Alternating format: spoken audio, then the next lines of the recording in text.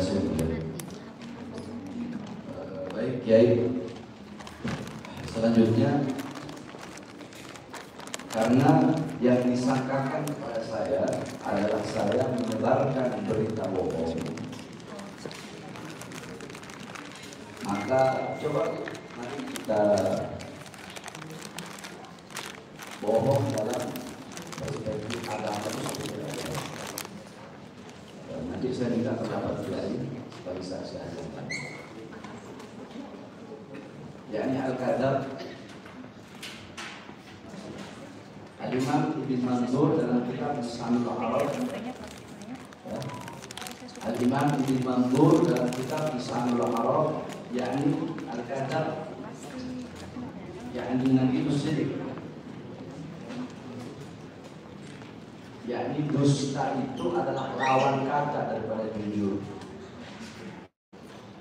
Kemudian Imam Syekh Ibrahim dalam kitab Al-Kadzab yakni akhbaru an syekh bikhilaf ma walaihi, telah memberitakan sesuatu yang bertentangan dengan.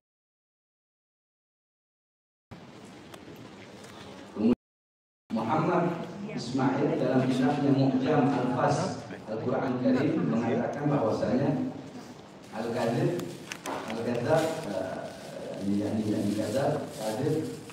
akhbar an syekh bikhilaf ma walaihi fil waqi, sama seperti tadi, yakni mengabarkan sesuatu yang tidak sesuai dengan realita atau tidak sesuai dengan fakta.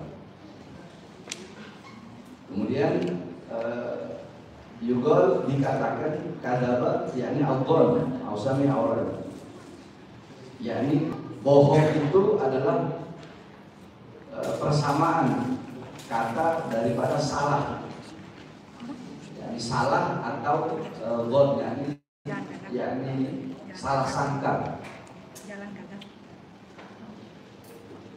Kemudian Al-Imam Al-Husaini Muhammad Ad-Dimarri dalam kitabnya Mu'jamul Quran mengatakan yakni Al-Kadzab bil amr takdziban wa kadzaba ila akhir, yakni kadzirul kadzab, yakni artinya bohong, dusta, tidak sesuai dengan realita. Terus kemudian Al-Kadzab huwa nifaq. Al-Kadzab huwa nifaq. Bohong itu adalah munafik. Dulu ketika saya mempelajari kitab Mukasyfatul Qulub, munafik itu karena kan Rasulullah bilang kan, yakni alamatul munafik jika hadatsa kadzaba, apabila berkata dia berdusta, itu alamatul munafik, tanda munafik. Maka di sini dikatakan di terakhir nifaq.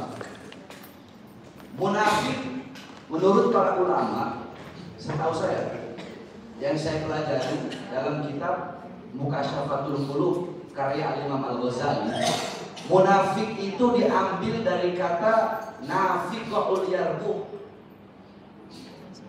Nafiqul yarbu itu nafiqo, liang, lubang, lahat, sarang daripada binatang yang bernama yarbu.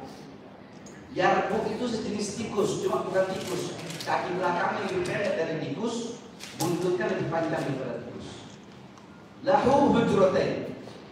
Ya, yarbu itu punya dua lubang. Lubang yang pertama namanya nafiqah, lubang yang kedua namanya qasi'ah. Idza yadharu nafsahu min nafiqah yakhruju min qasi'ah, wa idza yadharu nafsahu min qasi'ah yakhruju min nafiqah. Jadi kalau binatang yang lain kan seperti ular, dia punya satu lubang di mana dia menampakkan diri, dari situ dia keluar. Kalajengking, di mana dia menampakkan diri, dari situ dia keluar. Tapi kalau yarbu enggak, dia punya dua lubang. Kalau dia menampakkan diri dari lubang yang satu, dia keluarnya bukan dari situ, tapi dia keluar dari satu lagi. Yakni bisa dikatakan menampakkan kebaikan, tetapi menyembunyikan keburukan.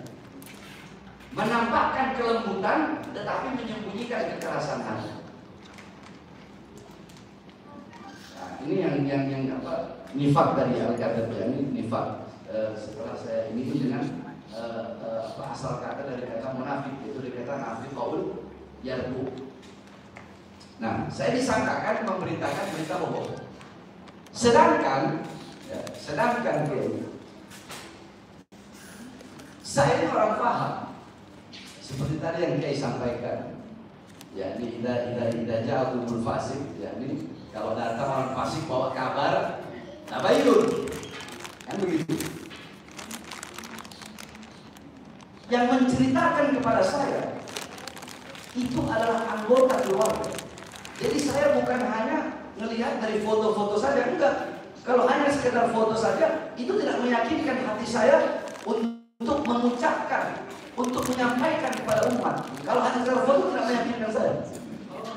Saya bertabayun. Waktu itu acara haul tentang syuhada. Kakak daripada si Ambon. Ada salah satu korban masuk.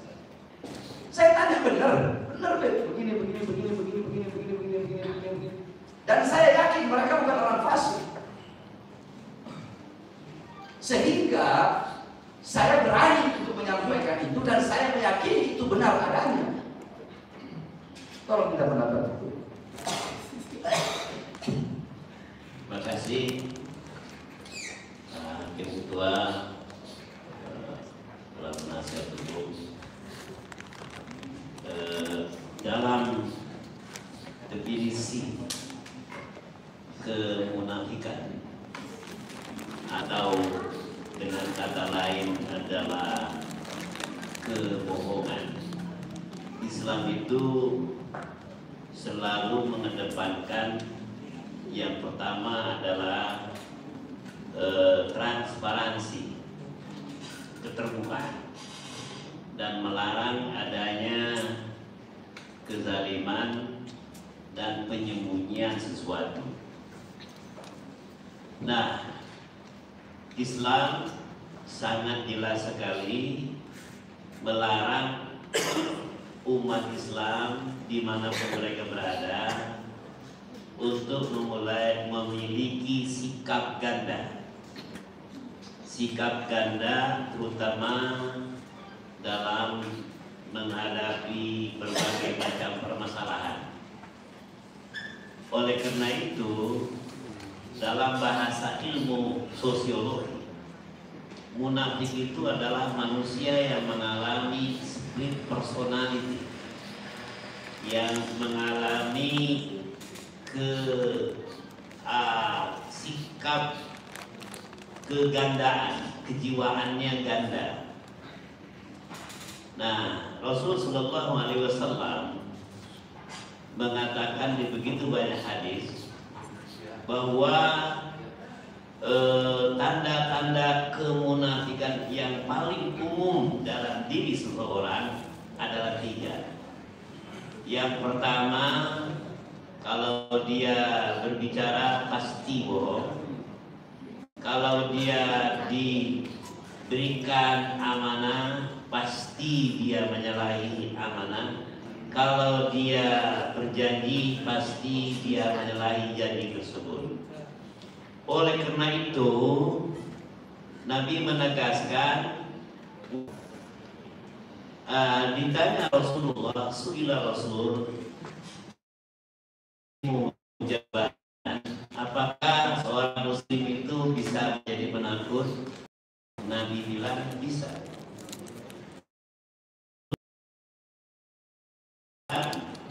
Ya, ayat pun penakut bisa menyalahi janji, tapi ayat punul muslimu kadzaban, kata Rasul, muslim itu tidak boleh bohong. Nah, oleh karena itu, kebohongan merupakan salah satu pintu masuk timbulnya begitu banyak masalah. Kebohongan, apalagi di dalam Al-Quran, kata bohong selalu diawali dengan kata iftara 'alallahi kadzib. Jadi orang yang berbohong itu biasanya dia sudah punya strategi untuk menutupi kebohongannya.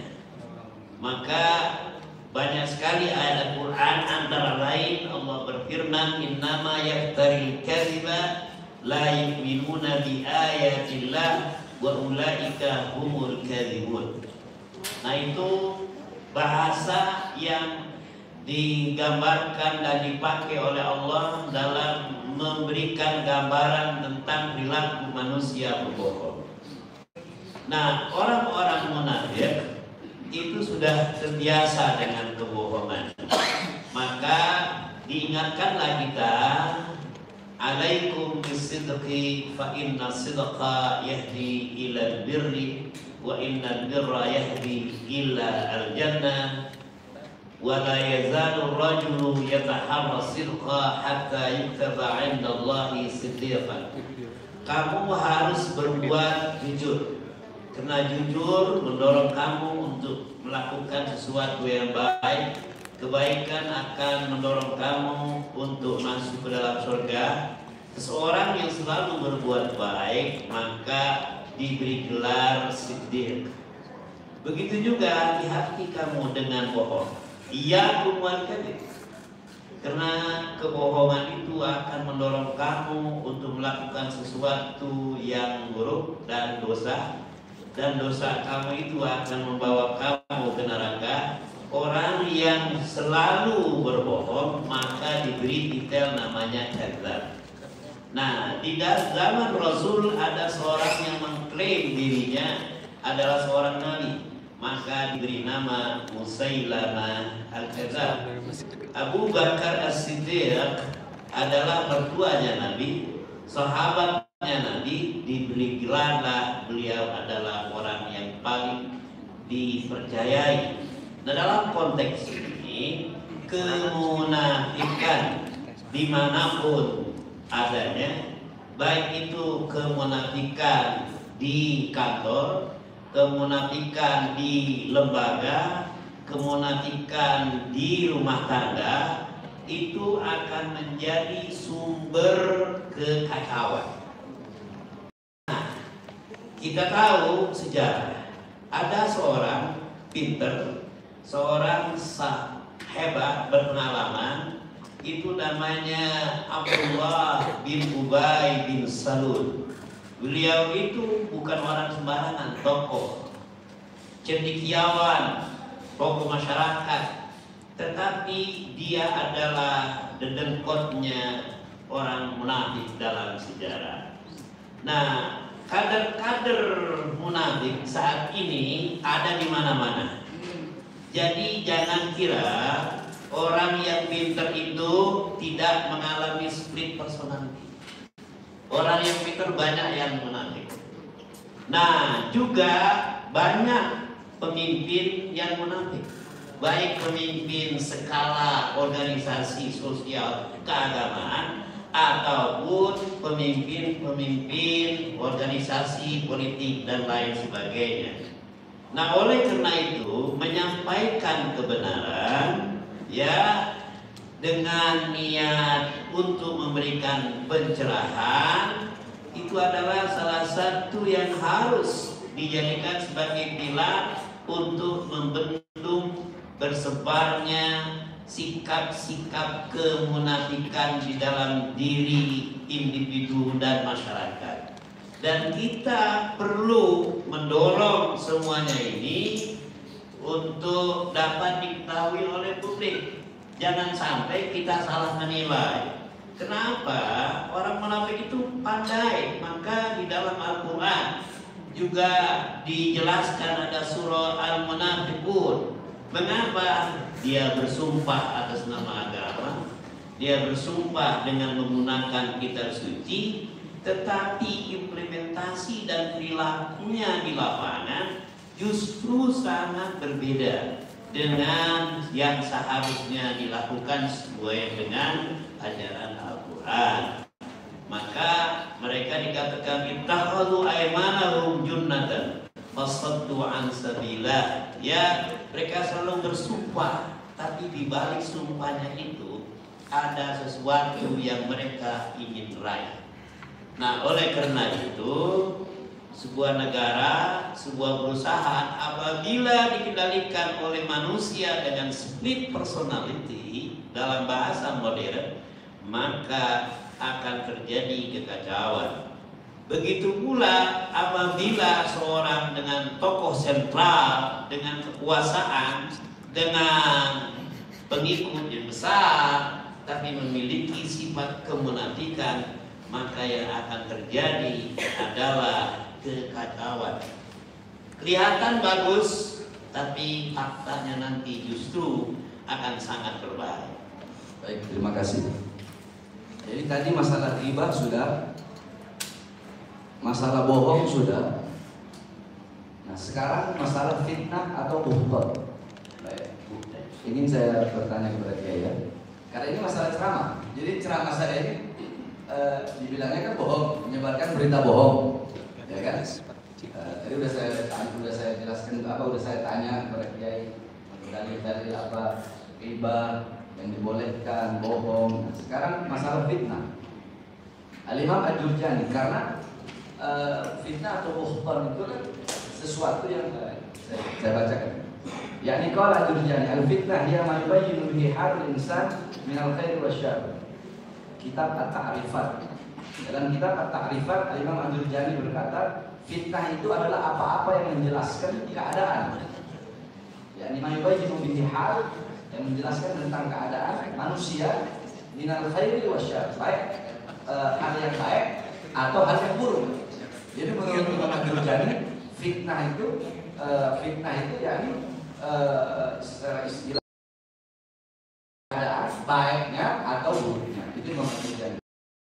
Kemudian Al-Imam Al-Munawi dalam kitab Ar-Raghib Al-Fitnah yang diberi wahiyah muamalah tadhhar umur al-batinah. Imam Al-Munawi dalam kitab Ar-Raghib, beliau mengatakan fitnah itu adalah ujian atau musibah. Yakni maksudnya tindakan yang menunjukkan perkara-perkara yang sir, yang tersembunyi. Kemudian Imam Ibnu Hajar dalam kitab Fathul Bari, yakni al-fitnah ma'asyar wal ikhtilaf. Fitnah itu apa-apa yang menimbulkan perbedaan. Tetapi para ahli tafsir beda lagi menafsirkan fitnah. Para ahli tafsir itu menafsirkan fitnah banyak model. Syirik dibilang fitnah, kerusakan fitnah, perzinahan itu fitnah, banyak fitnah. Tapi yang saya maksudkan di sini adalah dalam ceramah yang dikatakan Habib Bahar fitnah karena tidak ada luka mayat, tidak ada disiksa, tidak apa. Sedangkan pada fakta persidangan, di fakta persidangan itu telah kita semua tahu, semuanya tahu. Dari penjelasan tentang dokter forensik, dari penjelasan korban semua, bahwasanya apa yang saya sampaikan memang sesuai dengan kenyataan dalam persidangan ini. Nah, pertanyaan saya, satu, apakah ceramah saya itu berita bohong?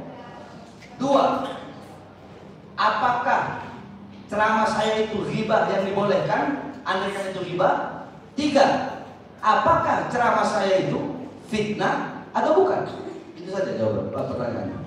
Baik, terima kasih. Kata fitnah itu lebih banyak dibahas dalam konteks sosiologi dan konteks psikologi serta konteks peperangan. Di dalam surah Al-Anfal ayat 73 jelaskan walladzina kafaru ba'dhum awliya'u ba'dhin illa tan'alu takun fitnatun fil ardi wa fasadun kabir. Ini konteks ya sosiologi. Orang yang beriman seharusnya mereka menghindari fitnah.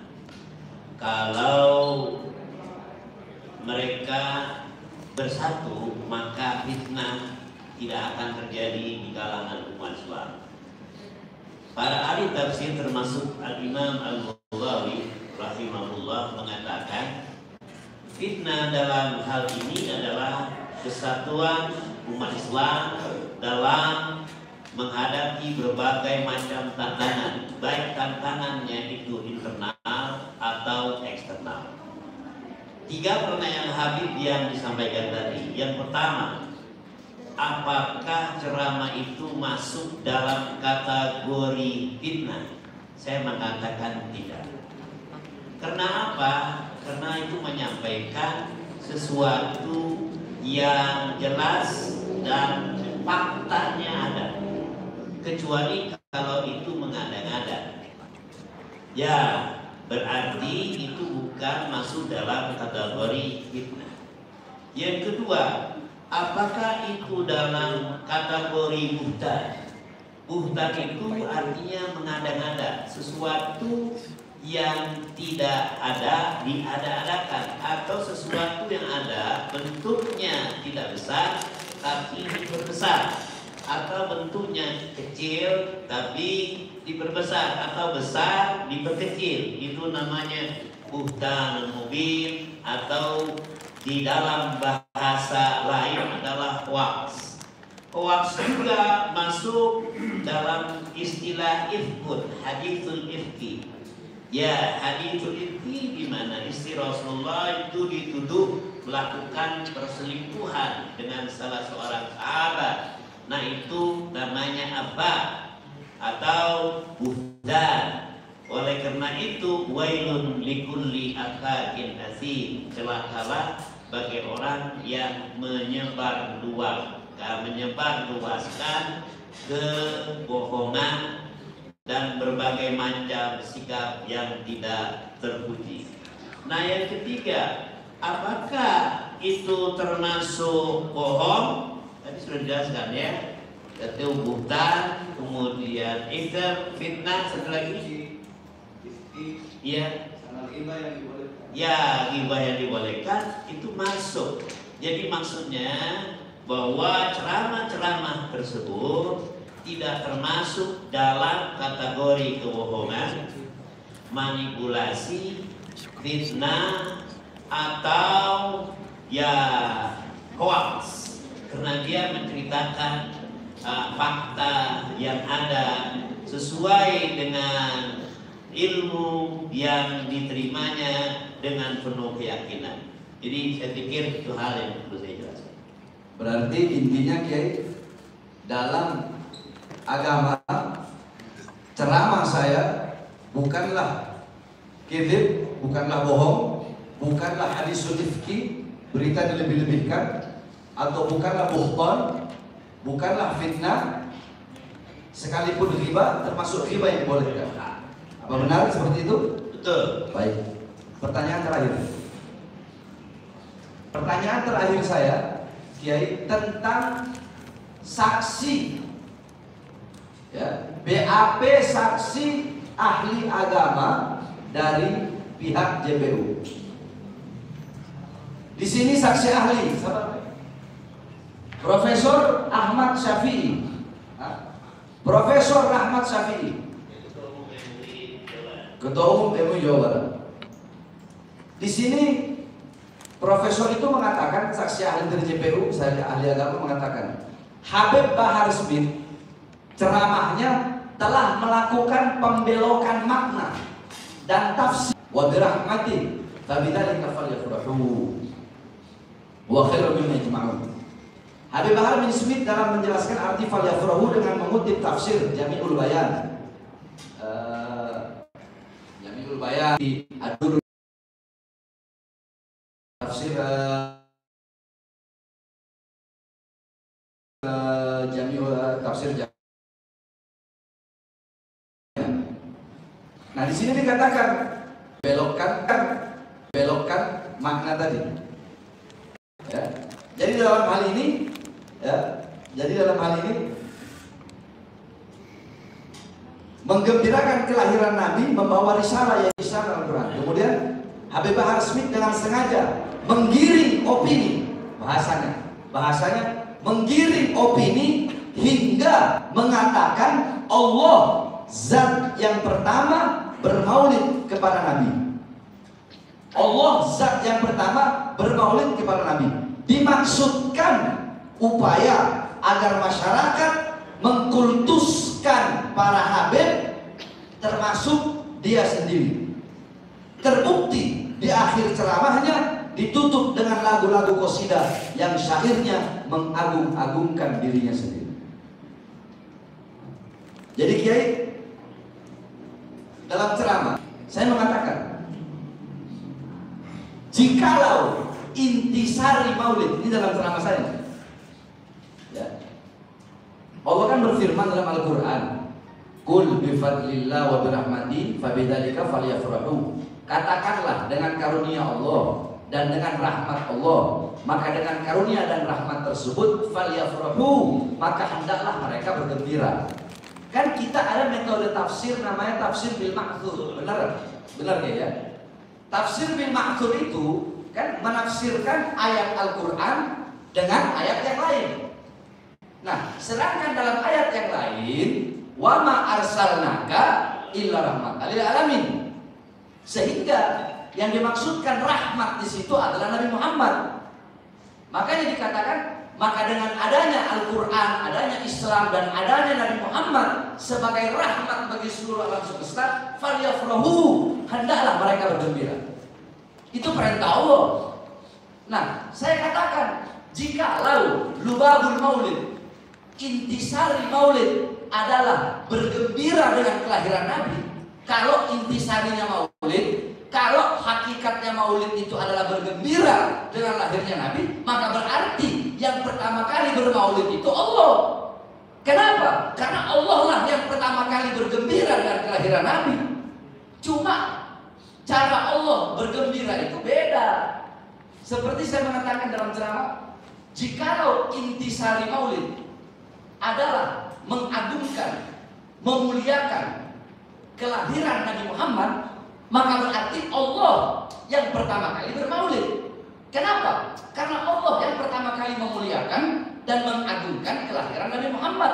Cuma cara Allah dan cara kita berbeda.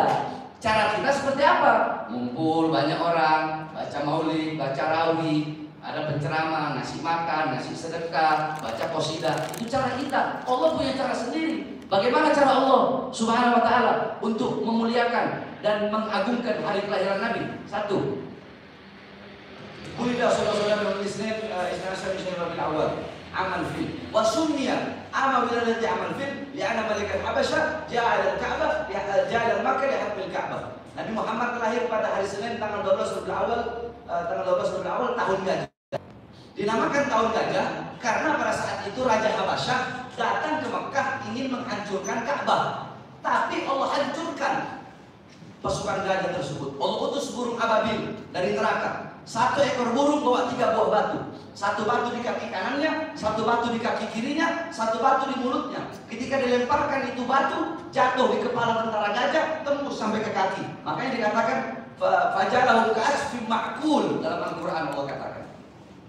Nah, itu kenapa? Takriman wa tasyrifan wa ta'diman, kata ulama, untuk memuliakan dan mengagungkan kelahiran Nabi Muhammad SAW. Kalau tidak mustahil Allah menghancurkan sebelum mereka datang, atau sebelum Nabi Muhammad lahir, atau sesudah Nabi lahir. Tapi kenapa Allah hancurkan pas tepat kelahiran Nabi untuk memuliakan kelahiran Nabi Muhammad? Satu. Dua, api Majusi yang selama ribuan tahun tidak pernah padam, Allah padamkan di hari kelahiran Nabi. Kenapa kok harus di hari kelahiran Nabi? Apakah mustahil sebelum Nabi lahir Allah padamkan Nabi Majusi, atau sesudah Nabi lahir? Tapi kenapa kok harus di hari kelahiran Nabi? Takriman, tasyrifan, wa ta'diman, untuk memuliakan, mengagungkan hari kelahiran Nabi Muhammad SAW.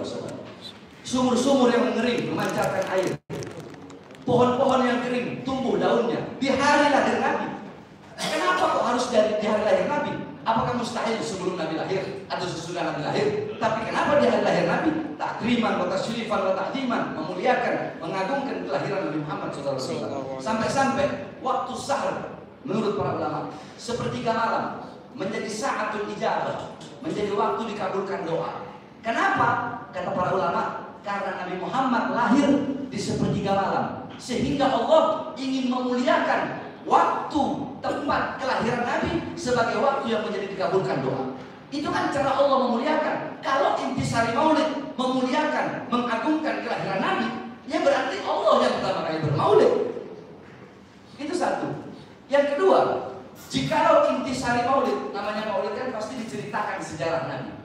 Kalau intisari maulid adalah menceritakan sejarah Nabi, tetap Allah yang pertama kali bermaulid. Kenapa? Karena Allah lah yang pertama kali menceritakan sejarah Nabi Muhammad, kisah Nabi kepada cahaya para Nabi dan cahaya para Rasul. An Jabir bin Abdullah Al-Ansari radhiyallahu anhu, "Qultu ya Rasulullah bi abi wa ummi akhbirni an awwal shay khalaqallahu qabla asya." Qala ya Jabir, "Khalaqallahu qabla asya nur nabiyyika Muhammadin sallallahu alaihi wasallam min nurih." Dari Jabir bin Abdullah Al-Ansari bertanya kepada Rasulullah, "Ya Rasulullah, demi ayahku, demi ibuku, tolong beritahu aku, siapa makhluk yang pertama kali Allah ciptakan sebelum Allah ciptakan apa-apa? Belum ada apa-apa, belum ada surga, belum ada neraka, belum ada langit, belum ada bumi. Siapa pertama kali yang Allah ciptakan?" Apa jawabnya Muhammad? "Nur nabiyyika Muhammad, khalaqa min nuri." Yang pertama kali Allah ciptakan adalah cahaya nabimu, yaitu cahaya Nabi Muhammad yang Allah ciptakan dari cahaya Allah Subhanahu wa taala. Setelah Allah ciptakan cahaya para nabi, baru Allah ciptakan cahaya Nabi Muhammad, baru Allah ciptakan cahaya para nabi dan cahaya para rasul. Ketika Allah ciptakan cahaya para nabi dan cahaya para rasul, inti singkatnya Allah berkata, "Tahukah kalian cahaya siapa itu?" Karena cahaya para nabi dan cahaya para rasul bertanya, "Ya Allah, cahaya siapa yang lewat? Kenapa cahayanya begitu terang sehingga menyilaukan pandangan mata kami?" Apa kata Allah? "Hada nuri habibi Ahmad ismuhu fis sama, Muhammad ismuhu fil ard, wa khatamul anbiya wa sayyidul mursalin wa sayyidun nas ajmain." Allah menceritakan kepada cahaya para nabi, belum berupa wujud, masih berupa cahaya. Allah sudah ceritakan, "Ini cahaya kekasihku, Ahmad namanya di langit, Muhammad namanya di bumi." Dia akhir para nabi, pemimpin para rasul, pemimpin seluruh manusia. Itu kan Allah menceritakan pertama kali. Makanya nggak heran kenapa Nabi Adam itu kenal Nabi Muhammad, Nabi Musa kenal Nabi Muhammad, para nabi, para rasul, mereka semua telah mengenal Nabi Muhammad. Kenapa? Karena Allah telah menceritakan. Nah, kalau intisari maulid menceritakan sejarah Nabi, berarti Allah yang pertama kali bermaulid. Apakah salah perkataan saya? Sehingga di sini si ahli agama Profesor Syafi'i berkata bahwasanya saya salah katanya mengatakan kalau Allah yang pertama kali bermaulid. Padahal saya bilang kalau intisari, kalau hakikat daripada maulid adalah bergembira, memuliakan, mengagungkan atau menceritakan kisah Nabi, berarti Allah yang pertama kali bermaulid kepada Muhammad SAW. Tolong dijelaskan singkat saja dulu. Apakah salah atau tidak? Sama saya. Jadi di dalam menafsirkan ayat Al-Quran, kita harus memahami pertama adalah sisi bahasa. Karena bahasa itu sangat menentukan. Maka tidak ada tafsir yang menyeluruh di dunia ini.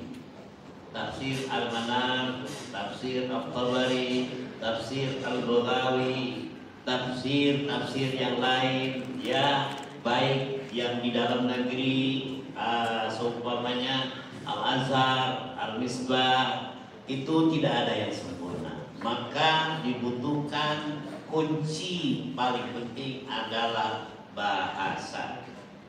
Kata rahmah, rohima yarham, itu bisa banyak artinya. Bisa silaturahmi, bisa silaturrahim. Silaturahmi bahasa Indonesianya, bahasa agama yang benarnya adalah silaturrahim. Karena manusia diciptakan oleh Allah di dalam rahim seorang wanita, maka silaturrahim, bukan silaturrahim. Yang kedua, harus memahami asbabun nuzulnya, sebab-sebab diturunkan ayat tersebut. Nah, Ustaz Habib Bahar menjelaskan tadi, kalau saya tidak salah memahaminya adalah dia menggunakan ilmu mantik, ilmu logika. Sementara pernyataan dari Ketua Umum MUI Jawa Barat mungkin tidak memahami konteksnya, sehingga itu perlu dipertanyakan kembali di sejauh mana sikap beliau. Apakah beliau sudah dengar ceramah itu secara sempurna atau jangan-jangan hanya sepotong-sepotong? Sudah dijelaskan di sini kan? Nah, sudah dijelaskan isi ceramah saya. Itu sudah dijelaskan. Tapi mungkin pemahamannya sempit, makanya. Ya.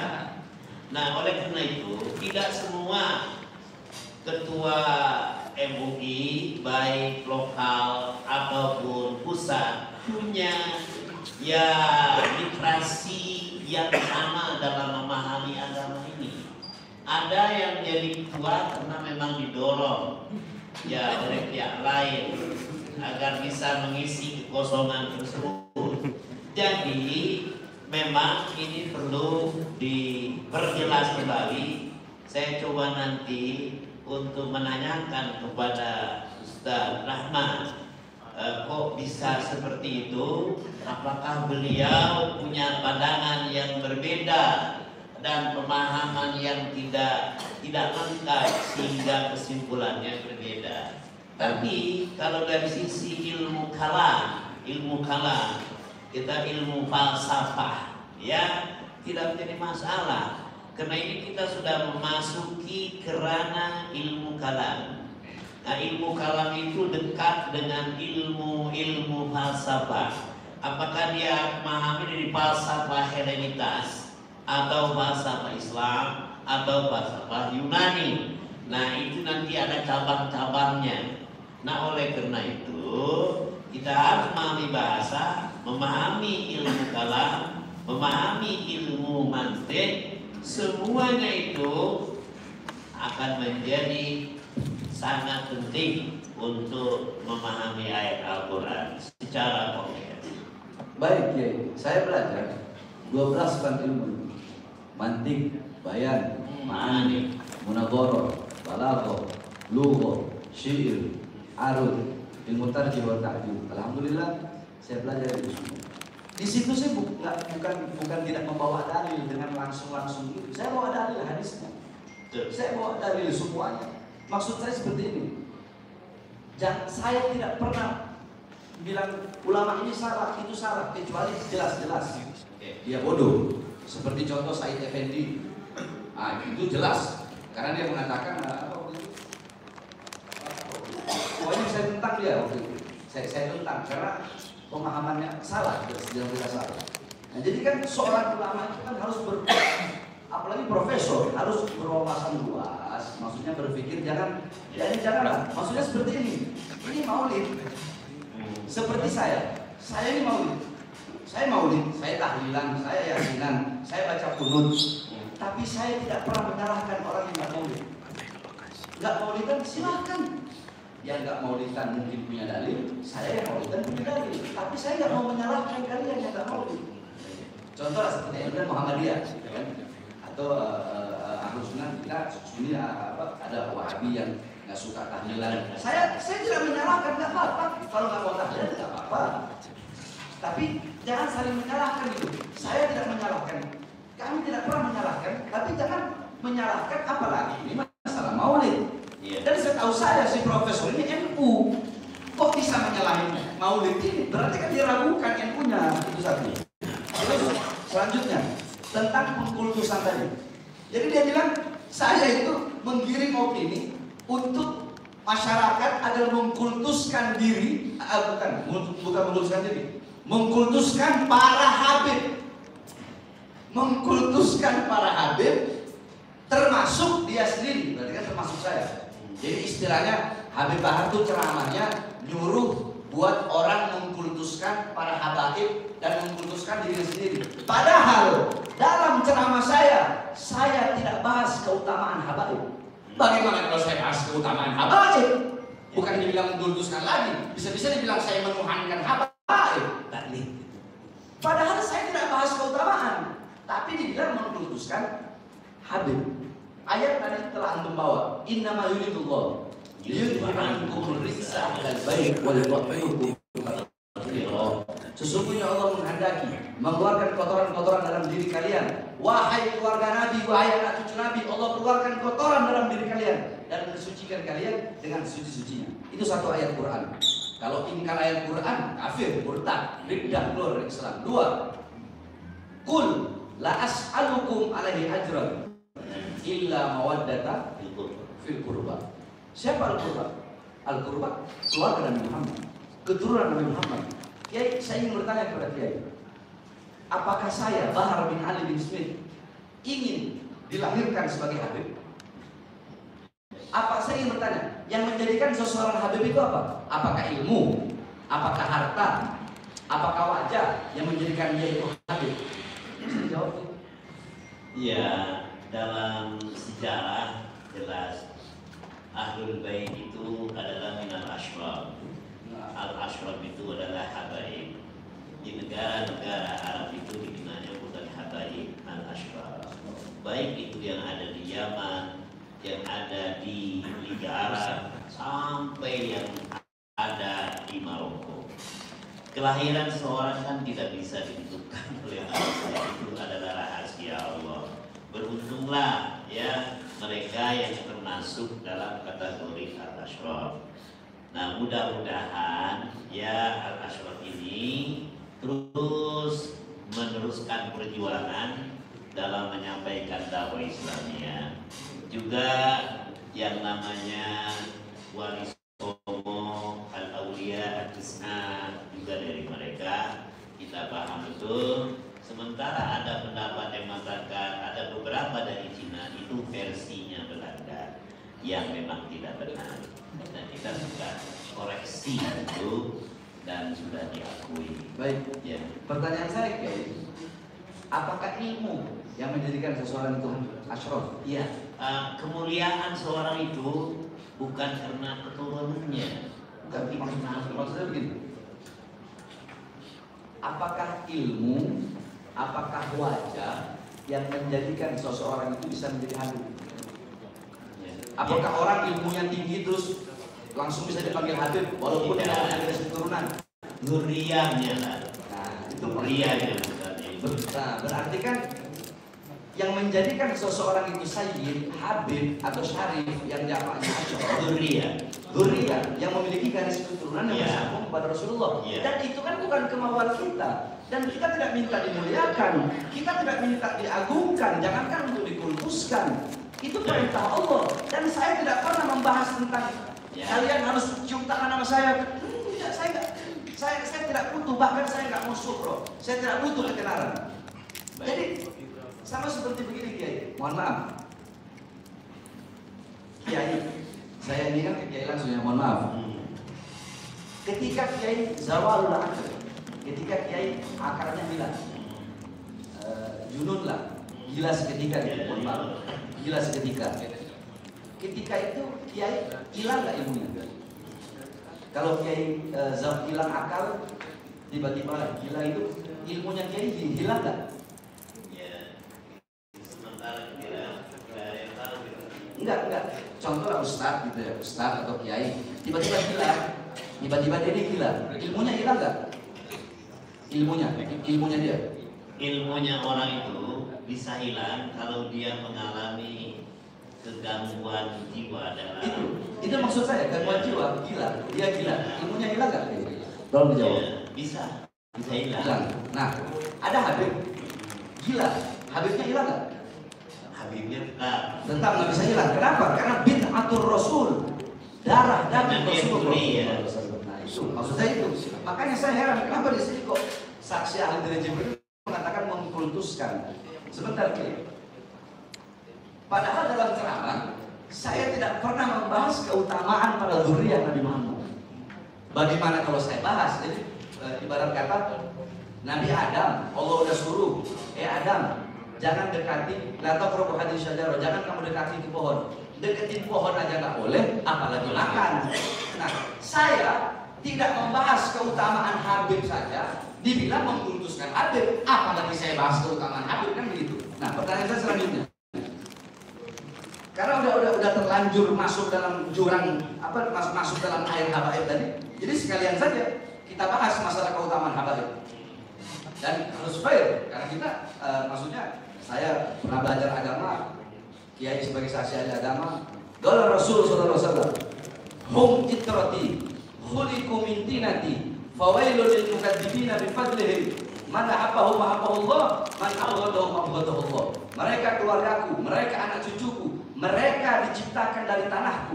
Maka celakalah orang-orang yang mendustakan keutamaan mereka. Barang siapa yang mencintai mereka, Allah cinta kepadanya. Barang siapa yang membenci mereka, Allah benci kepadanya. Pertanyaan saya hanya simpel, apakah benar atau tidak hadis tersebut? Sahih. Baik. 1. 2. Ahli baiti kasafinatin Nuh, man rokaba najah. Ila. Man raqiba aja. Keluargaku, anak cucuku bagaikan bahtera Nabi Nuh, perahu Nabi Nuh. Yang naik maksudnya yang ikut selamat, yang nggak naik nggak bakal selamat. Sohaib itu hadis atau tidak? Sohaib. Hasan. Baik, Hasan Sohaib. Rasulullah berkata, ana sayyidu walad Adam wala fakhr. Aku pemimpin seluruh manusia wala fakhr, dan itu bukan merupakan kesombongan bagiku. Itu benar sahih hadis. Apakah berarti Nabi Muhammad mengkultuskan diri? Nabi tidak pernah mengkultuskan dirinya, dan beliau mengatakan la fadla ala jami'in ala arabiyyin illa bittaqwa. Tidak ada perbedaan antara Arab dan non-Arab kecuali dengan ketakwaan. Nah, itu juga yang dibahas pada saksi ahli dari jaksa. Baik, Kiai. Dalam hadis yang lain, wa ahli baiti adzurukumullah fi ahli baiti fi ahli baiti fi ahli baiti. Aku ingatkan kalian untuk mencintai anak cucuku, mencintai anak cucuku, mencintai anak cucuku. Salah marrah, 3 kali Nabi Muhammad mengatakan itu. Kemudian dalam hadis yang lain, innallaha astafa Kinanah min walad Ismail, wastafa Quraisy min Kinanah, wastafa min Quraisy bani Hashim, wastafani min bani Hashim. Sahih Muslim. Sesungguhnya Allah memilih dari Kinanah, dari Bani Kinanah itu anak-anak Ismail. Dan Allah memilih dari Ismail yaitu Quraisy. Allah memilih dari anak-anak Ismail Kinanah, dan Allah memilih dari Kinanah itu adalah Quraisy, dan Allah memilih dari Quraisy. Dan Allah memilih Quraisy, Allah memilih Bani Hashim dari Quraisy, dan Allah memilihku dari Bani Hashim. Itu kan Nabi Muhammad menunjukkan bahwasanya Nabi Muhammad itu dari keturunan yang mulia. Apakah itu berarti mengkultuskan? Tidak. Jadi Nabi Muhammad ini ayahnya Abdullah, dia punya 6 paman, 5 yang mendukung perjuangan beliau, 1 Abu Lahab yang tidak mendukung perjuangan daripada Nabi Muhammad SAW, walaupun dari Quraisy. Jadilah yang turun ayat Al-Quran, Abu Lahab, tabbat yada Abu Lahab Abi Lahab wa tab. Baik. Berarti jelas kayak ya keutamaan para habaib. Bukan berarti mengkultuskan. Baik. Terus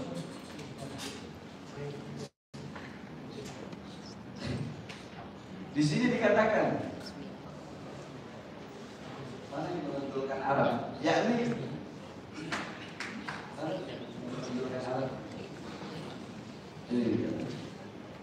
menurut pendapat saya, pernyataan disebut oleh saudara Habib Bahar Smith tersebut di atas hanya menonjolkan atau mengagungkan ulama tertentu, yaitu Habib Rizik Syihab. Dalam Islam tidak ada perbedaan antara golongan ulama kecuali hanya dalam ketakwaan. Nabi pun mengingatkan bahwa tidak ada kelebihan orang Arab. Tidak ada kelebihan orang Arab. Baik, saya ingin bertanya kepada Kiai. Dia bilang tidak ada kelebihan orang Arab. Bukankah Rasulullah berkata, "Uhibbul Araba li thalathin, li'anni Arab, wal Qur'an Arab, wa kalam ahlul jannah Arab." Kata Rasulullah, cintailah Arab karena 3 sebab. Aku Arab, aku orang Arab, Al-Quran bahasa Arab, penduduk surga berbahasa dengan berbahasa Arab. Dalam hadis yang lain, riwayat Salman, ya, riwayat Salman, ya Salman, la tabghadani fatufariqu dini. Wahai Salman, jangan kamu membenciku. Kalau kamu membenciku, maka kamu keluar dari agama. Wa qala Salman, kaifa abghaduka ya Rasulullah? Fahadakallahu bik. Bagaimana mungkin aku benci kepadamu ya Rasulullah? Sedangkan aku ini masuk Islam mendapat petunjuk karena engkau.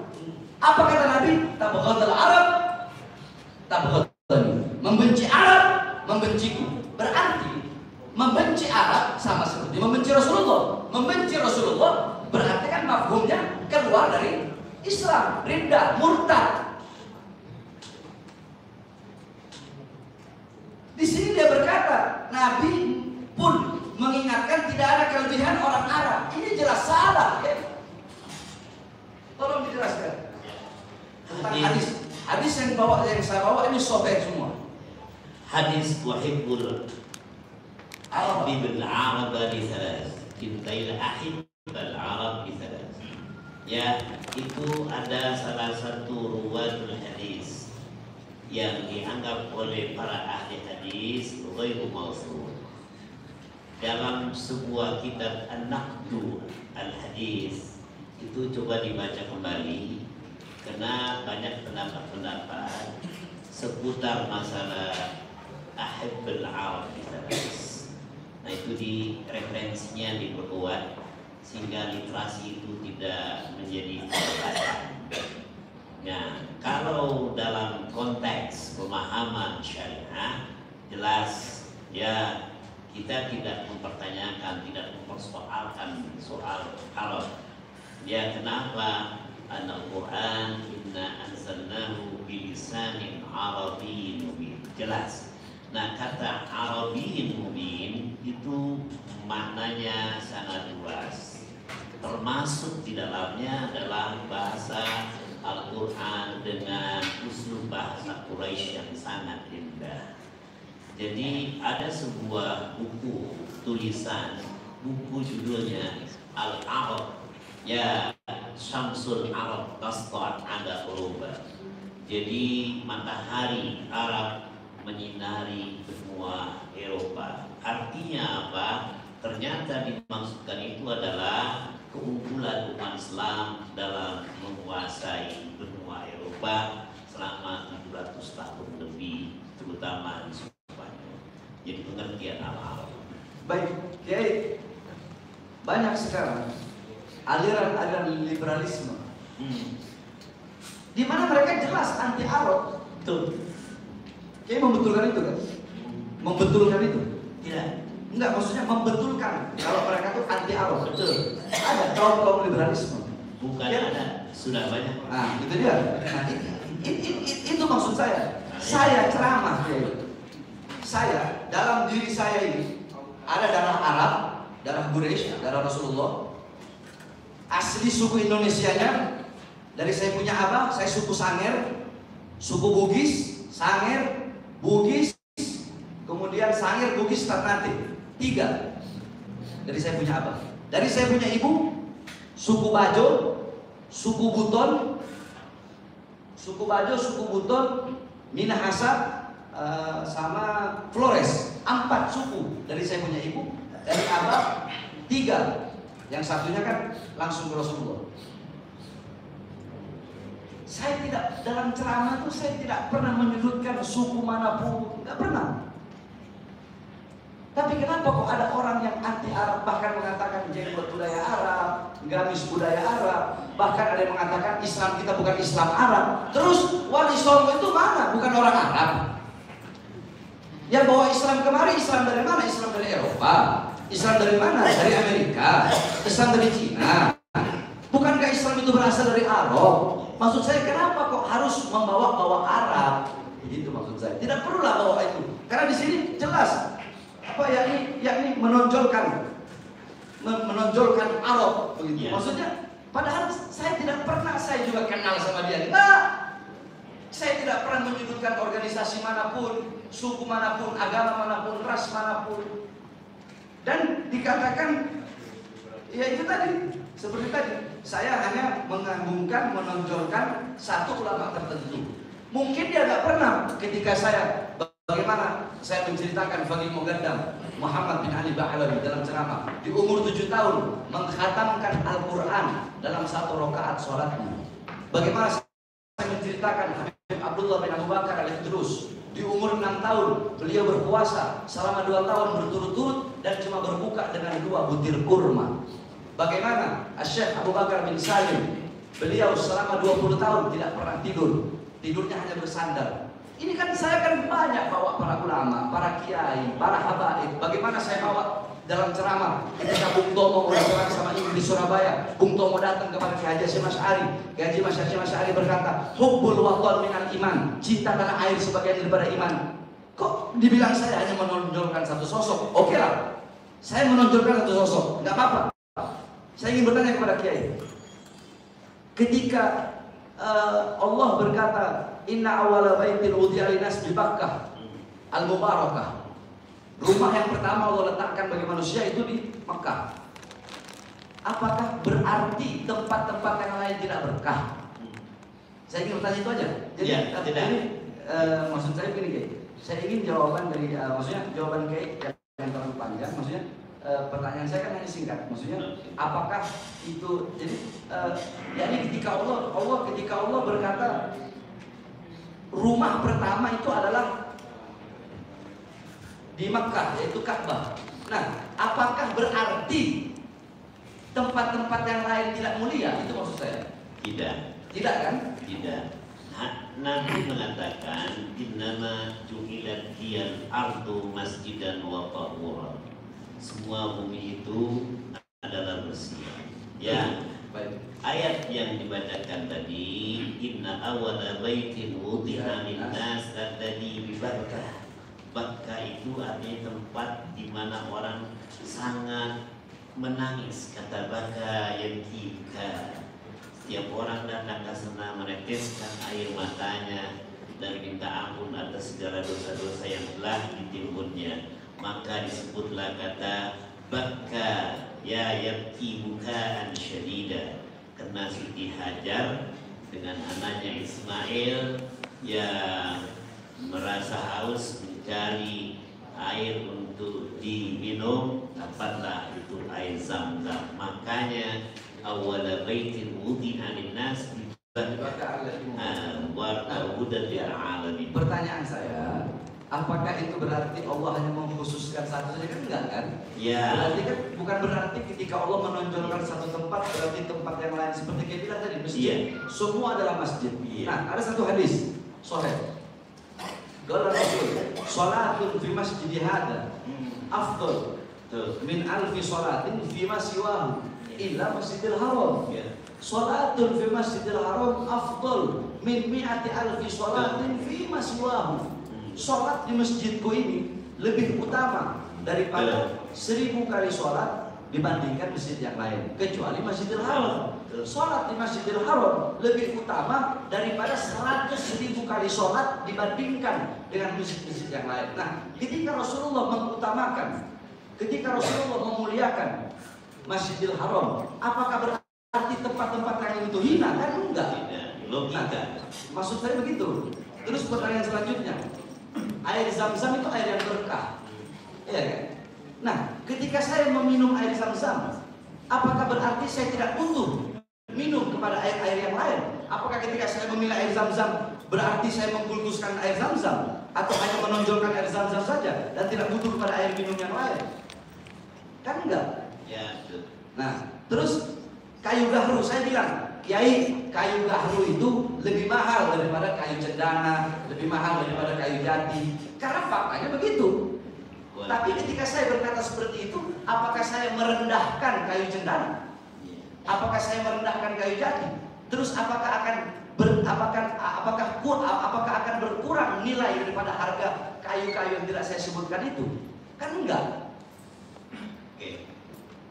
Jadi maksud saya mafhum saya seperti itu. Yang tentang mengkultuskan tadi itu. Makanya saya bertanya kepada Kiai seperti itu. Maksudnya bahwa saya tidak ada pengkultusan, karena pengkultusan saya tahu. Yakni dalam qasidah burda, da'mad'at hun nasara fi nabiyihim wahkum bima syi'ta mad'an fi wahtakini. Tinggalkanlah apa yang diperbuat oleh orang-orang Nasara kepada nabi-nabi mereka, yaitu mengkultuskan sebagai Tuhan. Nah, makanya saya bahas di dalam ceramah ini, saya nggak bahas Arab, keutamaan Arab saya nggak bahas, saya nggak bahas keutamaan Habib. Dibilang mengkultuskan Habib, dibilang mengkultuskan Arab. Apalagi kalau saya bahas keutamaan Habaib, apalagi kalau saya bahas keutamaan Arab, kan begitu. Mohon singkatnya gimana? Singkatnya, pemahaman seseorang tentang teks-teks di dalam Al-Quran itu memang tidak sama. Oleh karena itu, dia perlu memperkaya khazanah dan literasinya. Jangan terus kita kalau sudah mendengar ceramah dari seorang guru besar, profesor dan lain sebagainya, seakan-akan semuanya benar. Mengapa? Karena bisa saja dia guru besarnya di bidang apa, spesialisasinya di bidang apa, belum tentu dia memahami bidang-bidang yang lain. Ya oleh karena itu dalam hal ini ya kita perlu betul-betul menjadi hakim yang baik, hakim yang bijak, sebagai wasit yang adil, sehingga semua keputusan yang akan dikeluarkan setelah itu betul-betul memenuhi unsur-unsur keadilan dan kebenaran. Baik, Kiai kan ketua wakil MUI ya. Tadi Kiai sudah bahas masalah fatwa. Yani tata'allaqu bi ilmi al-mufti. Wa min aham al-ulum allati yajibu 'ala al-mufti tahsilha al-ilmu bi kitabillah ta'ala al-muhkam wal-mutashabih wal-mutlaq wal-muqayyad wal-'am wal-khas wal-nasi wal-mansukh wal-mujmal wal-mufassal ilmu bis-sunnah an-nabawiyyah al-qabliyyah wal-fi'liyyah wal-taqlidiyah wal-qudra 'ala ma'rifati al-ahadith min haythu as-sihha wal-dha'if wa nahwu dhalik al-ilmu bi al-ijma' hatta la yafta bi-khilaf wal-ilm bi-khilaf wal-madahib wal-ara'i al-fiqhiyyah hatta la yadhiqu 'ala an-nas wasi'an wa natafajjar min al-ara'i al-fiqhiyyah ma yunasibu hal al-mustafti al-ma'rifat al-tamma bi ilmi al-usul al-fiqhi wal-qawaid al-fiqhiyyah wa maqasid al-syari'ah idrak anwa al-fasl min al-fiqhi ka fiqhi al-'alal wa fiqhi al-muwazanah wa fiqhi al-waqi wa fiqhi al-maqasid wa fiqhi al-aqliyat wa ghayriha mimma yadkhulu min ma fi fatwa tahsil ulum al-'alal wal ulum al-musa'adah ka ilmi nahwu was-sarf wal-balaghah wal-lughah wal-mantiq wa ghayriha. Bukankah ini ilmu-ilmu yang harus menjadi syarat bagi seseorang untuk bisa mengeluarkan fatwa? Betul atau tidak? Betul ya. Jadi itu syarat-syarat untuk mengeluarkan fatwa. Berarti kan orang itu tak boleh sembarangan mengeluarkan fatwa. Ya, ada fatwa di Indonesia. Fatwa itu tidak dikeluarkan oleh seorang mufti, tapi fatwa itu dikeluarkan oleh lembaga yang bernama Majelis Ulama Indonesia. Yang duduk di komisi fatwa, walaupun mayoritas dari pakar di bidang agama, tapi untuk isu dan kasus-kasus tertentu dia membutuhkan pakar dari ilmu disiplin ilmu yang lain. Nah, tetapi core bisnisnya yang harus dimiliki oleh seorang yang ingin bergabung di komisi fatwa adalah ya terutama bahasa, mantiq, balaghah, maqasid syariah dan lain sebagainya, itu sudah merupakan standar. Baik, berarti yang menjadi rujukan, pertanyaan saya, rujukan yang menjadi rujukan daripada jaksa, dakwaan jaksa tentang fatwa MUI itu, bagaimana pendapat Anda? Karena jaksa menuntut saya dengan dakwaan ada rujukan dari fatwa MUI itu. Fatwa MUI berkaitan dengan? Saya nggak tahu, jaksa yang tahu, saya tidak tahu. Ya, saya pikir itu perlu dikaji mana lah. Baik, terakhir Kiai. Dalam ceramah saya mengatakan haram melawan pemerintah yang sah, haram menjatuhkan pemerintah yang sah. Kita tidak lawan pemerintahnya, yang kita lawan kezolimannya, ketidakadilannya, kemungkarannya. Dalam agama mafhumnya berarti kalau pemerintah tidak berbuat zalim, dia berarti tidak akan kita lawan kezolimannya. Ngapain saya harus ceramah ngomong tentang kebenaran kalau nggak ada kezolimannya? Kan begitu. Nah, saya bilang NKRI harga mati. Apakah itu provokasi dalam agama? Ya, sudah benar, sangat benar. Yang kita lakukan adalah perbaikan sistem yang dilakukan, yang dijalankan oleh pemerintah. Mengapa melawan pemerintah yang benar sesuai dengan syariat? Memang tidak boleh. Tidak boleh. Ya, tapi mengingatkan pemerintah yang zalim adalah sebuah kewajiban, apalagi bagi para ulama. Ya. Baik, mungkin yang terakhir,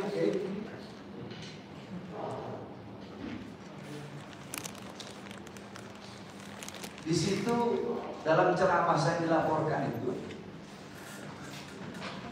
kalau tidak salah, saya berkata seperti ini. demi agama, demi Islam, demi bangsa, demi NKRI, demi Pancasila, demi Bhinneka Tunggal Ika. Jangankan hanya di penjara, nyawa saya, jiwa saya murah harganya untuk tumpah. Bagaimana pendapat Anda? Apakah saya seorang provokator? Apakah saya seorang pembohong? Apakah saya seorang pembangkang? Apakah saya ingin meruntuhkan istana-istana Jokowi? Apakah saya ingin meruntuhkan presiden? Apakah saya ingin meruntuhkan negara? Apakah saya koruptor? Apakah saya penjahat? Apakah saya bandar narkoba? Tolong dijawab, Kiai. Ya, dari pernyataan itu dapat disimpulkan bahwa Saudara Habib Bahar Smith adalah seorang nasionalis, religius, dan mujahid cinta agama, bangsa, dan negara Republik Indonesia. Terima kasih. Cukup.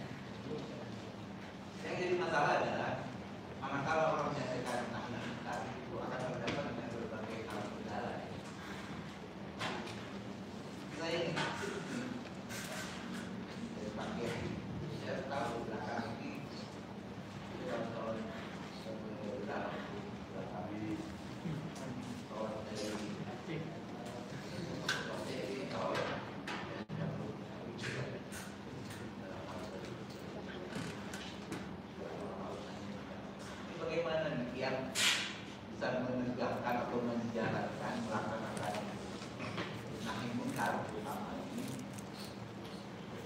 dengan aman.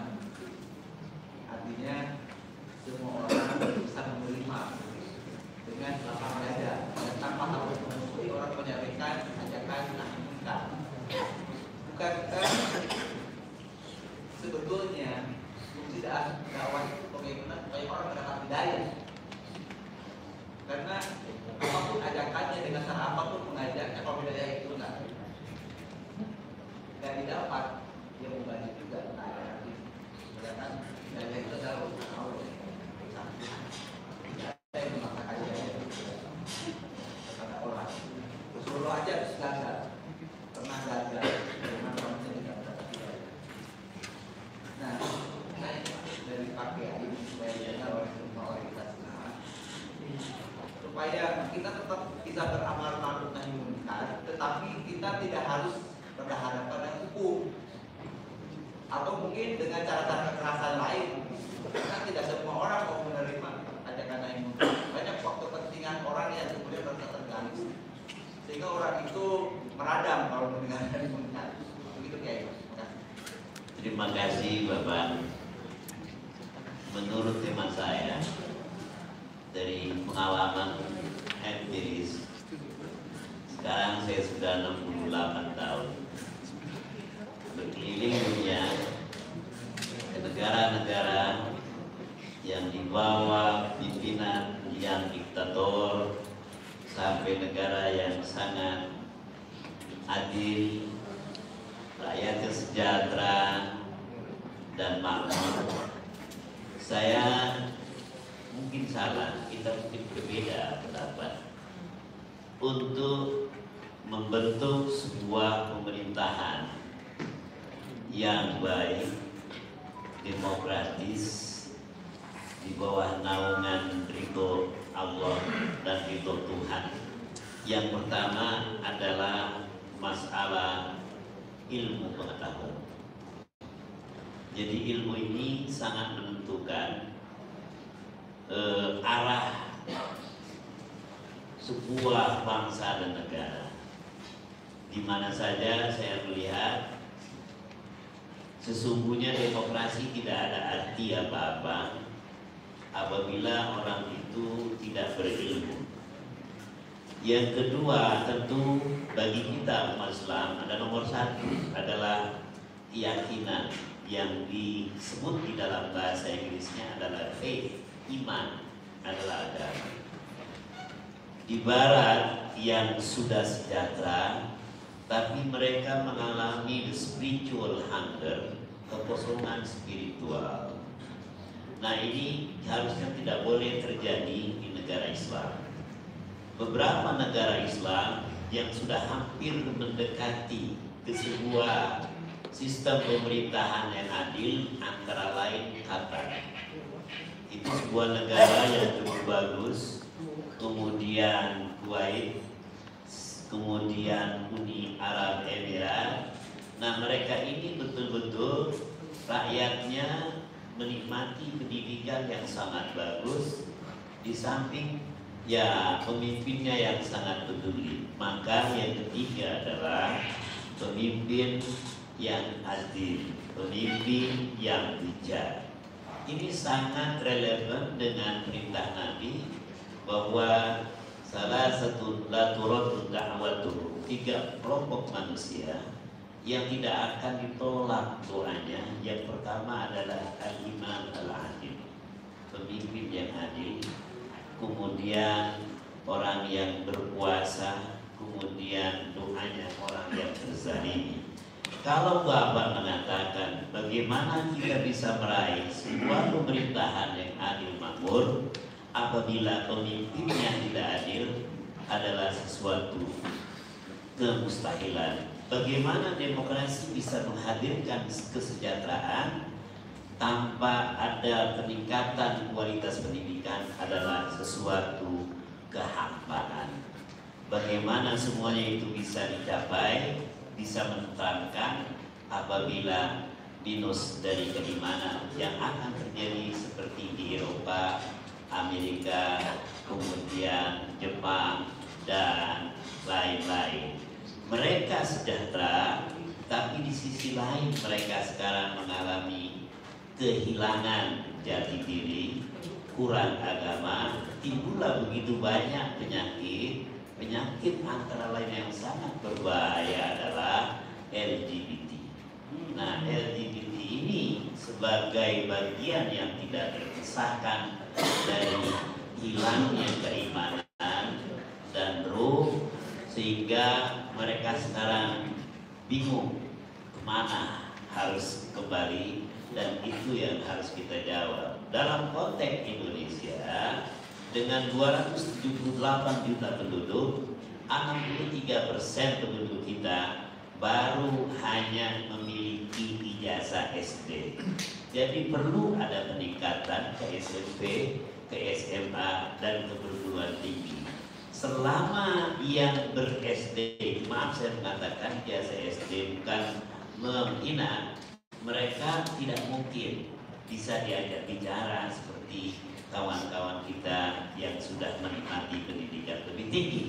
Oleh karena itu, kita bisa mengurangi gap understanding between educated and uneducated society, dan terjadilah yang namanya ya equilibrium. Dan itu yang kita inginkan. Dan umat Islam di Indonesia, pemahaman mereka banyak lebih titik berat pada masalah fikih oriented, bukan pada masalah theological oriented. Nah, itu perlu juga peningkatan, perlu pembahasan lebih luas. Kalau fikih oriented yang dikembangkan adalah differences, perbedaan. Kalau theological oriented, nanti itu akan mengacu kepada pencerahan. Maka dua pemikiran besar dalam Islam adalah mazhab Jabariyah dan mazhab Qadariyah. Dalam ilmu teologi, apakah kita memang terlahir dalam kondisi miskin, tidak ada harapan untuk menjadi kaya, jika kita menerima saja, apakah kita punya hak untuk merubah nasib kita? Jadi kalau menurut saya memang harus seimbang. Peningkatan kualitas pendidikan itu akan mendorong peningkatan kesejahteraan. Kesejahteraan bukan tujuan kita adalah keberkahan. Mudah-mudahan kita akan meraih keberkahan dan akan menikmati keharmonisan di dunia wal akhirah. Sementara di barat mereka menikmati kesejahteraan, tapi orientasi kesejahteraan itu adalah materialisme. Nah, itu yang kosong spiritualisme. Baik, Pak, satu lagi tentang pemerintahan. Tadi bukan bahwa kita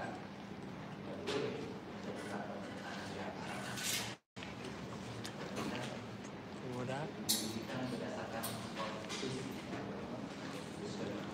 tapi kita juga diharuskan mengingatkan pemerintah yang akan dikatakan di tidak adil, kebijakan yang tidak menguntungkan rakyat. Nah, yang jadi masalah hal seperti ini kan kadang-kadang sudah artinya dari mana?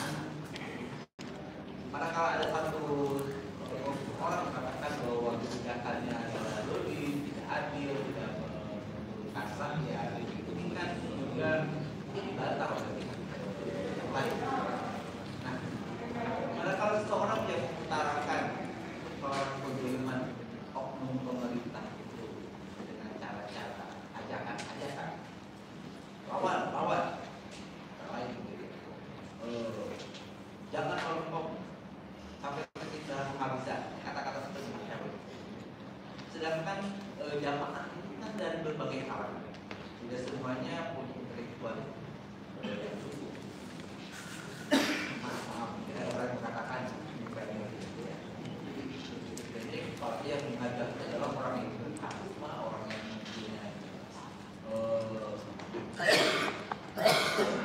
mempunyai yang berkarisma, yang punya wibawa, itu sehingga ajakan-ajakan seperti ini diterjemahkannya secara perfect.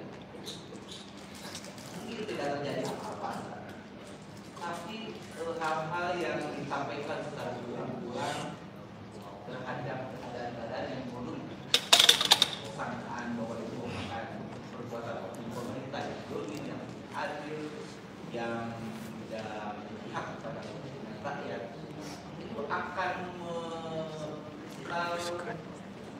lembaga di dalam orang-orang yang berniat, terutama dari kalangan yang memang menganggap bahwa itu kepatutan. Maksud saya, apabila ada ajakan-ajakan seperti itu kemudian ditafsirkan, diterjemahkan sebagai ajakan buat melawan dalam artian melawan secara fisik, apakah itu bisa terjadi? Apakah harus terjadi?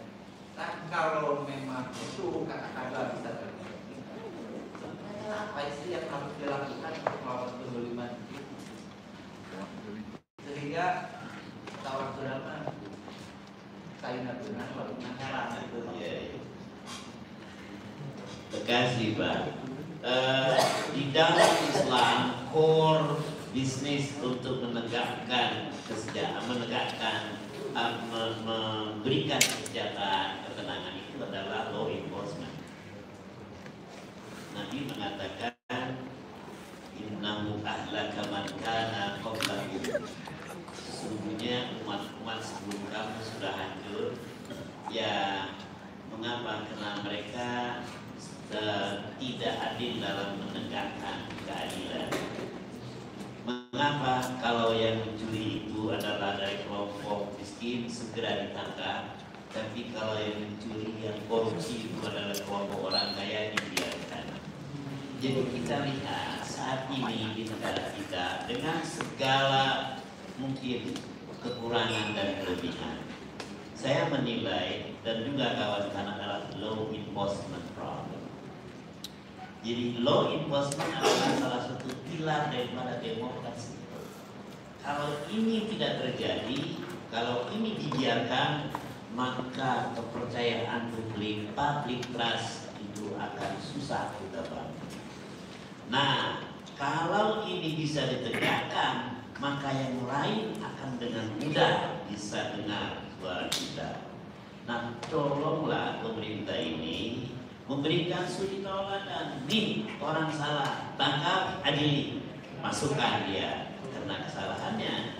Tapi jangan kalau yang melakukan koruptor itu orang hebat, apalagi sudah menjadi rahasia umum sekarang, kekuatan oligarki yang menguasai negara berkembang termasuk Indonesia. Dan itu bukan rahasia, tapi menjadi publik, ya rahasia. Nah, bagaimana kita bisa mengembalikan public trust kalau memang pemerintahannya bersikap seperti itu? Susah. Kita tidak bisa meyakinkan ulama, tokoh masyarakat, tokoh agama untuk tidak melakukan gerakan-gerakan kritik. Saya pikir pemerintah juga tidak boleh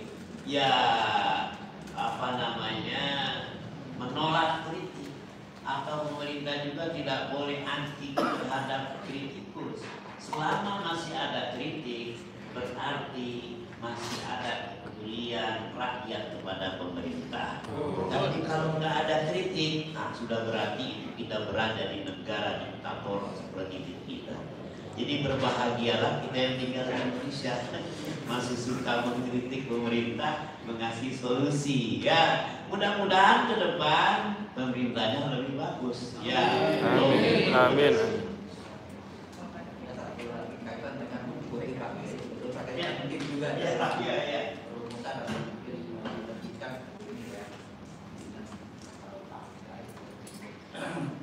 Tadi mengatakan bahwa fakta-fakta yang disampaikan dalam buku ini adalah fakta yang dipakai dari yang validitas, artinya mengatakan ya itu fakta yang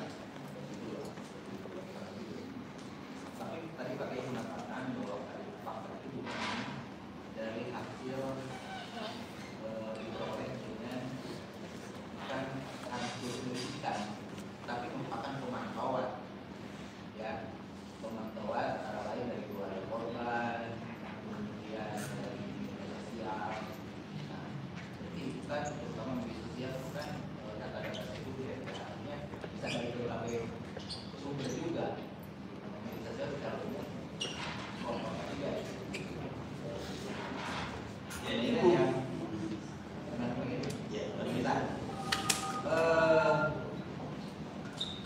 yang saya tanyakan pada saat buku itu ya pengumpulan data-datanya untuk sebuah fakta yang dikeluarkan oleh buku itu, apakah hasil pemeriksaan dokter forensik sudah diterbitkan atau belum? Kemudian apakah ada upaya dari institusi ini untuk juga masuk ke tim dokter forensik untuk mendapatkan data-data sehingga fakta-fakta yang diperoleh ini tidak hanya sekedar data sekunder tapi langsung dari ahlinya. Sebetulnya kami di TP3 bukan tim penyelidikan, tim pemantauan, karena kita tidak punya otoritas untuk menyelidiki.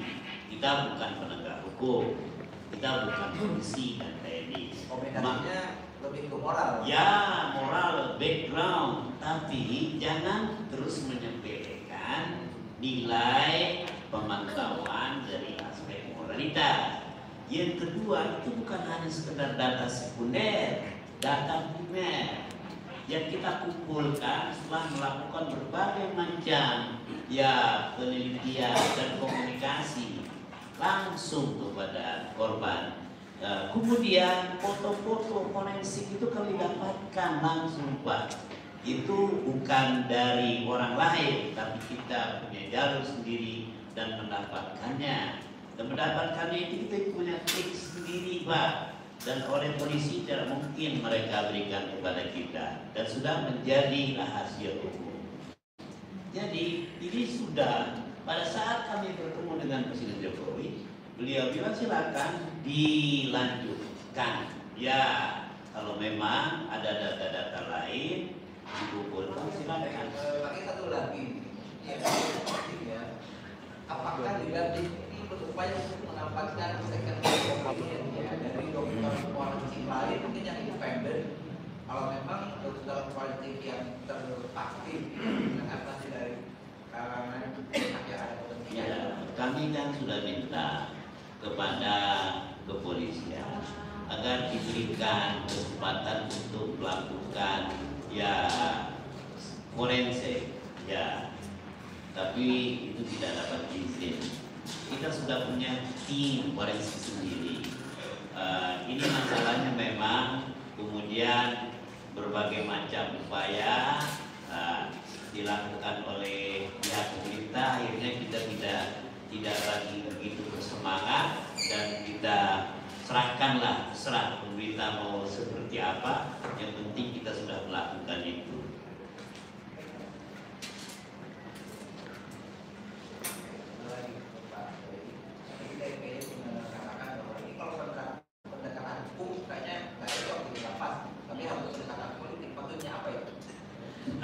Saya melihat kasus-kasus yang masuk ke pengadilan itu lebih banyak nuansa politik daripada hukum. Masalah hukumnya tidak seberapa, tapi political weight is much heavier, lebih daripada yang lain. Mudah-mudahan ini salah pengamatan saya ya, karena saya coba untuk membaca dari berbagai macam tulisan, laporan. Kenapa bulan saja dia diproses, kenapa yang lain tidak diproses? Katakanlah kasus-kasus unsur RT yang sedemikian banyak, mereka menghina Islam tapi tidak ditangkap, dibiarkan. Kenapa? Kayaknya kita sama muslim, Pak. Saya mengatakan ayat nothing tulus. Saya ingin sampaikan kenapa pemerintah tidak berlaku adil. Kenapa pemerintah seakan-akan menganaktirikan mayoritas penduduk negeri ini, padahal mereka sudah banyak berjuang untuk kepentingan bangsa dan negara.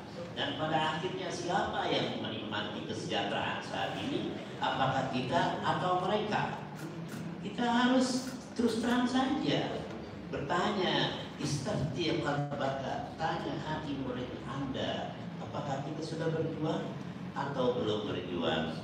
Nah, itu saya pikir jawaban-jawaban yang perlu analisa dan renungan lebih mendalam. Begini Pak Yaya, maaf ini pertanyaan saya ini ya tidak bermaksud tapi bahwa Islam itu adalah perkhidmatan. Jadi pada setiap ceramah yang dilakukan para kiai kemudian dan harus membawa pesan perdamaian dan kesejukan tentunya ya bagi umat Islam ya.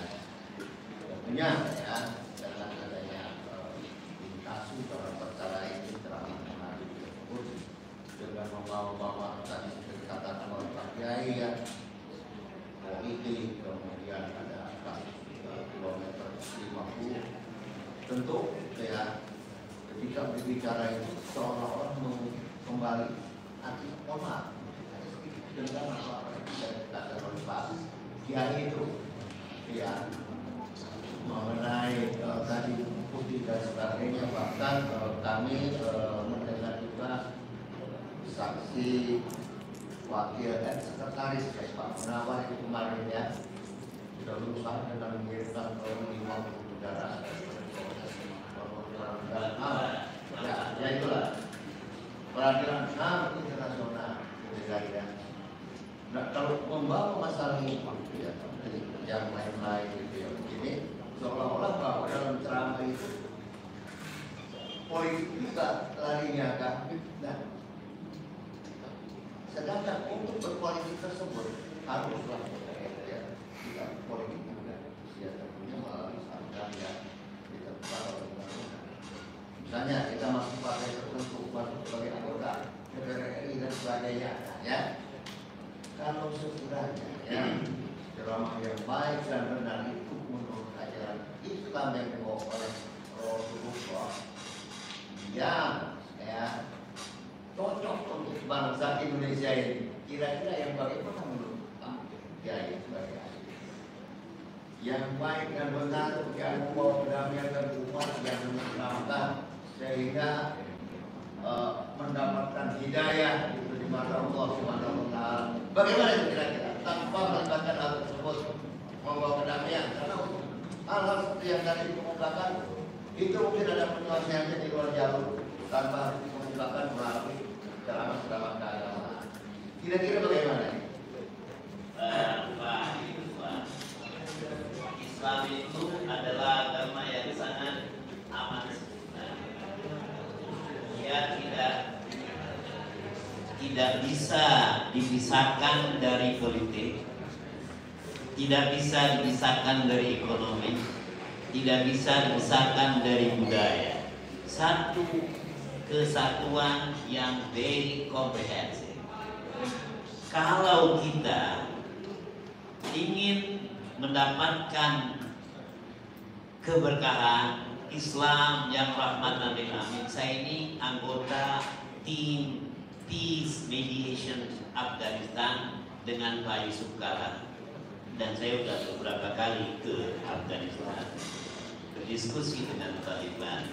Kalau kita ingin terwujud sebuah kedamaian, maka seluruhnya harus dilakukan secara simultan, harus dilakukan secara bersama-sama. Tidak ada yang dianak-dirikan. Berbicara tentang khutbah ceramah di masjid, katakanlah sholat Jumat, silakan bicara masalah politik, karena politik itu boleh dibicarakan di mana-mana. Di masjid bukan hanya berbicara masalah agama, tapi juga berbicara masalah-masalah yang lain, termasuk pendidikan dan lain sebagainya.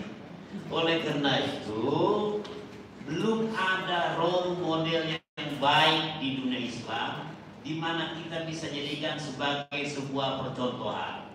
Katakanlah dari 168 negara yang sangat bagus dalam tata kelola kenegaraan itu, negara Islam hanya baru dapat 12 dari sekian 168. Mengapa? Kembali tadi masalah pendidikan.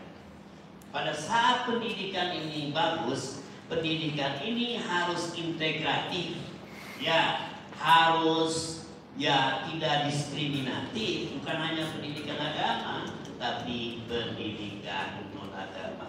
Ilmu, knowledge is power, bukan hanya pendidikan agama.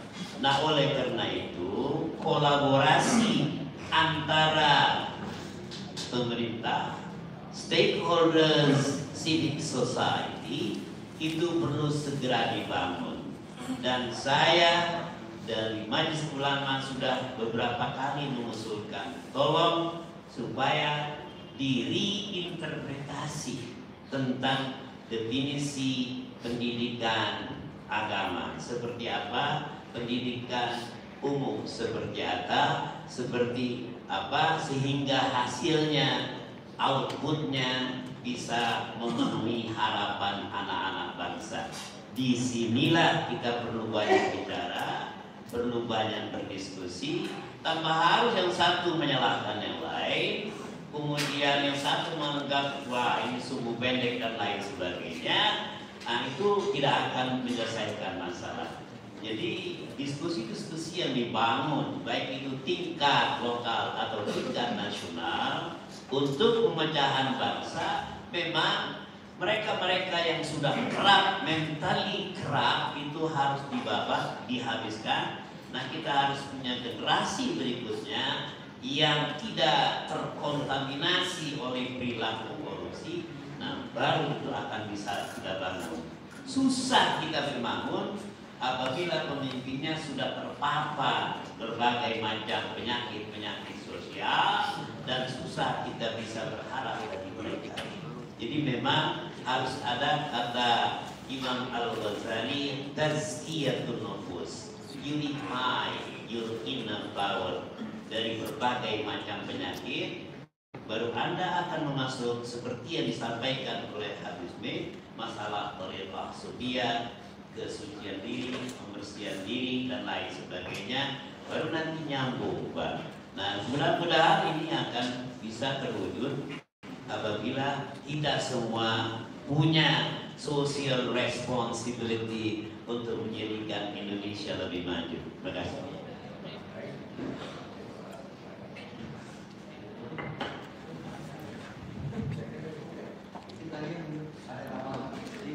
Menambahkan dari pertanyaan karena maksudnya memperjelas saja yang dari hakim tanya, ini memperjelas. Baik Pak Kiai, tadi hakim anggota beliau bertanya bagaimana nahi mungkar itu agar aman, ya ini tidak ada yang saling lapor itu bagaimana nahi mungkarnya. Baik, saya ingin mungkin lebih memuaskan biar hakim puas. Awalul maksiat fis sama al-hasad wa awalul maksiat fil ard al-hasad. Maksiat pertama di langit itu hasud. Hasudnya iblis kepada Adam. Dan maksiat pertama di bumi hasud. Hasudnya Qabil kepada Habil. Hasud ini adalah maradul qalb, penyakit hati. Penyakit hati. Makanya tadi diperlukan tazkiyatun nufus, pembersihan hati, mensucikan hati, membersihkan hati, mensucikan hati, membersihkan jiwa. Nah, kenapa kok ketika kita menyampaikan nahi mungkar kok saya ceramah tidak menyebut siapa. Andaikan polisi merasa harusnya polisi dong yang melaporkan, ini yang melaporkan bukan polisi, malah orang lain. Nah, berarti kan perlu dipertanyakan hatinya itu ada apa? Apakah ada kebencian kepada saya atau hasud atau apa? Nah, sedangkan hasud itu adalah kemungkaran, kemaksiatan. Nah, hubbud dunya ra'sul khotoya. Cinta dunia, cinta harta, cinta pangkat, cinta jabatan, cinta kedudukan adalah pangkal dari segala kemaksiatan. Maka selama orang itu masih cinta kepada dunia, harta, pangkat, jabatan, kedudukan, takut kehilangan itu semua, maka selama itu nahi mungkar, amar ma'ruf nahi mungkar tetap tidak bakal bisa aman seperti tadi. Tapi kalau ada tazkiyatun nufus atau tathhirul qulub, mensucikan hati, hatinya bersih, ya, dan dia tidak bakal ada saling seperti itu, nggak bakal ada saling dengki, saling hasud, saling benci, atau bukan saling, yang satu yang benci padahal yang itu dia nggak pernah. Itu yang pertama.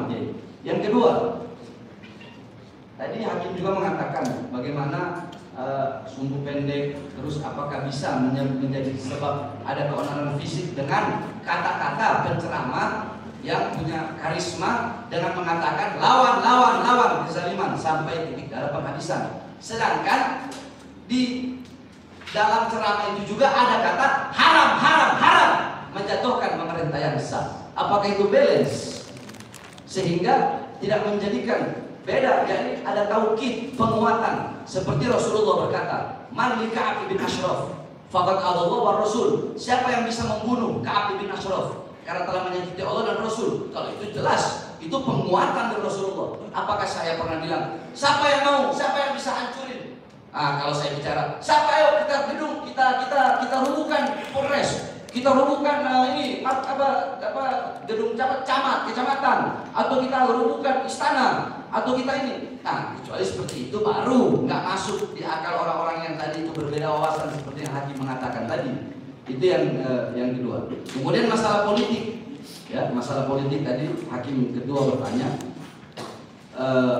Kiai kan tadi bilang, kenapa kok tidak diproses yang menistakan agama, yang menistakan Islam, sedangkan kami ini cepat banget diproses?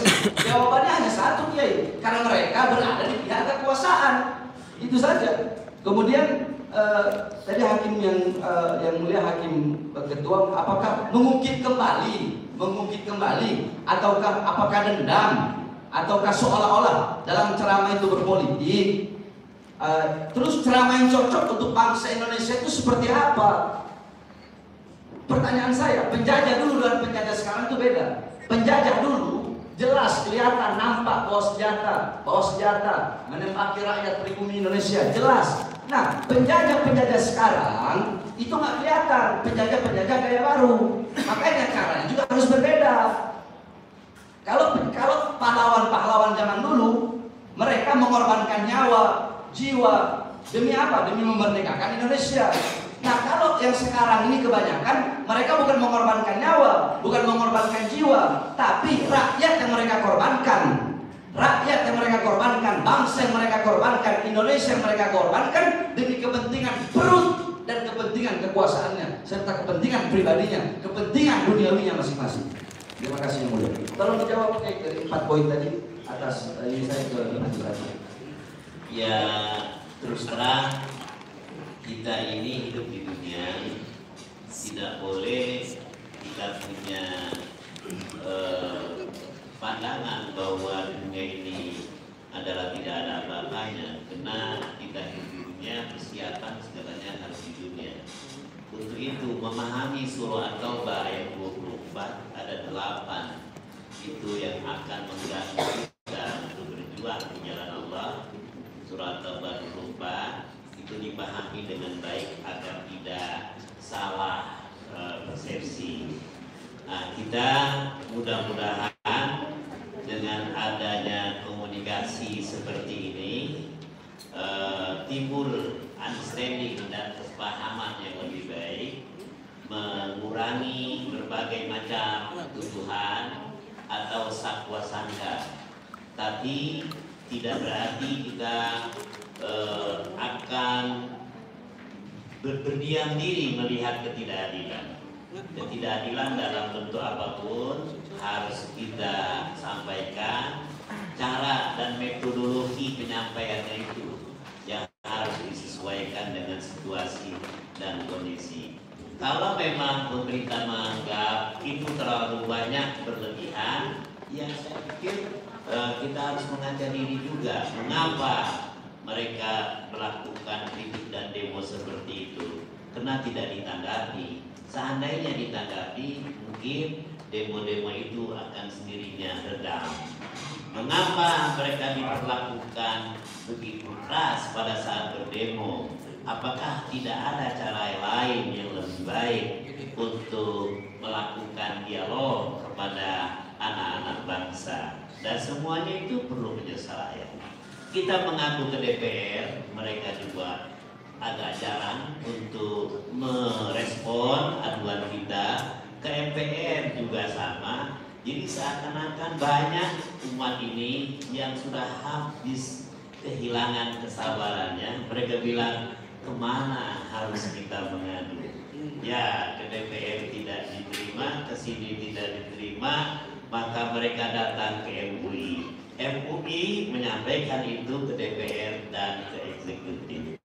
Tapi MUI tidak punya power untuk mempressure, hanya menyampaikan, tidak lebih daripada itu. Terima kasih.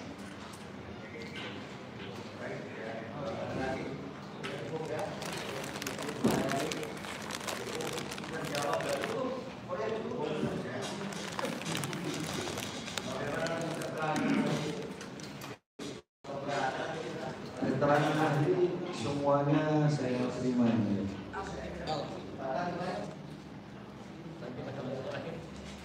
Tindak keberatan.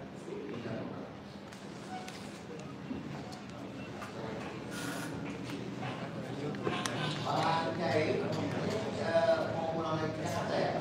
Saya tinggal di Bogor, Pak. Oh di Bogor ya. Itu Bapak di Bogor. Ada kawan. Baik, terima kasih.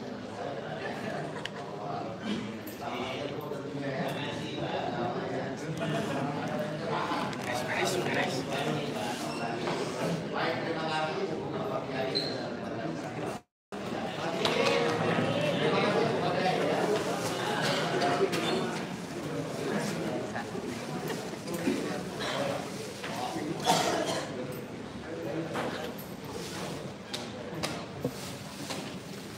Oke, alhamdulillah ya Rabbil alamin.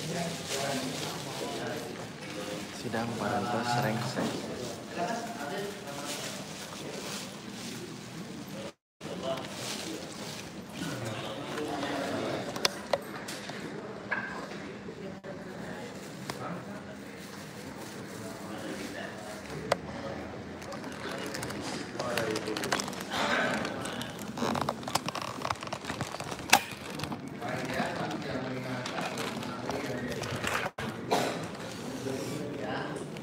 Jadi seyogianya kali ini kami akan memberikan dua keterangan hakim dan data atau perintah sehingga dari dan jadi nanti kami memberikan keterangan keduanya ya. Sebelum memberikan keterangan kami sempat beliau karena hakim memberikan keterangan maupun karena ya, insya Allah nanti akan kami dengar keterangannya pada hari Kamis besok saya tanggal 21 ya. Mudah-mudahan semua dalam keadaan sehat ya. Setelah itu nanti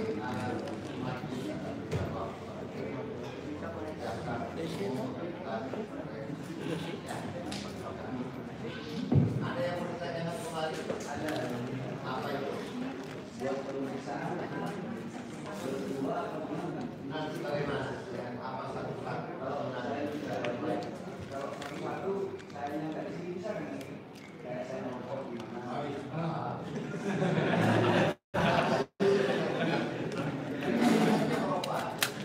Bisnya besok.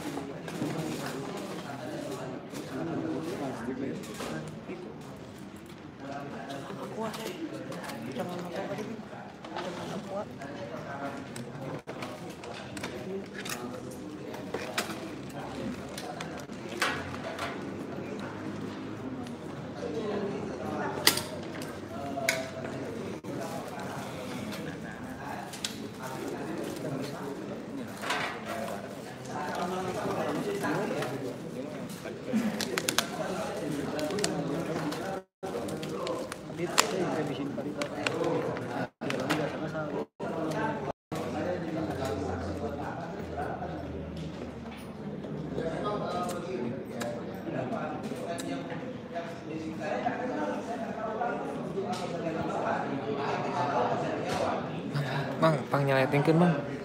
Ieu pangnyaletingkeun. Siap.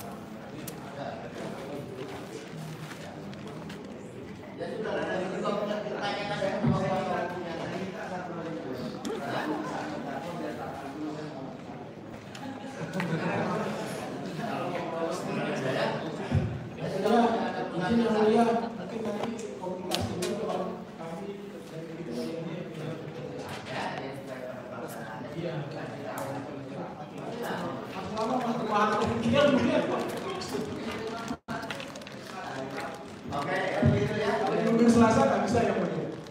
Kenapa? Minggu Selasa saja yang bisa. Jadi kepada apa ya? Bahkan kita bicara untuk buat kalau kami pencatatan dari sana mau berapa lama juga. Baik, dengan demikian tidak akan menyatakan kembali. Mohon maaf apabila ada kata yang salah diucap ya.